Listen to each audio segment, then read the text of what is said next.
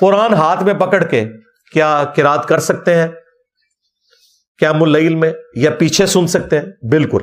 صحیح بخاری میں زکوان تابعی تھا جو غلام تھا سیدہ عائشہ کا، وہ انہیں قیام اللیل کرواتا تھا مصحف ہاتھ میں پکڑ کے. ظاہر ہے اس زمانے میں قرآن کتابی شکل میں تو ایک جگہ نہیں تھا، یعنی کچھ اوراق وہ پکڑ کے کرواتا تھا، پھر ظاہر اسلام پھیرنے کے بعد دوسرے اوراق.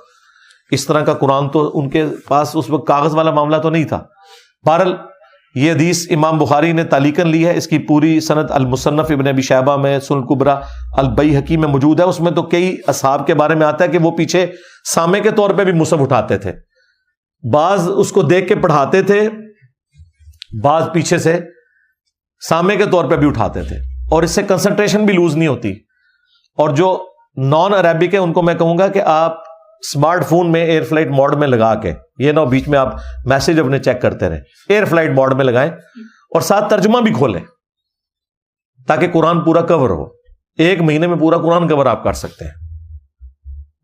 اور ساتھ ساتھ آپ یعنی دل میں ہی نیچے عربی کے نیچے اردو بھی دیکھتے جائیں. اتنا ٹائم مل جاتا ہے جہاں پہ آہستہ آواز میں لوگ قرات زیادہ رفتار نہیں ہوتی، تو اپنا قرآن کو اس طریقے سے کور کریں اور یہ لازمی کریں. ہاں ادروائز یہ آپ کا چانس پھر مس ہو جائے گا. خالی عربی سننے کا تو کوئی فائدہ نہیں، اور اس میں بھی صرف یعلمون تعلمون کا تو کوئی فائدہ نہیں.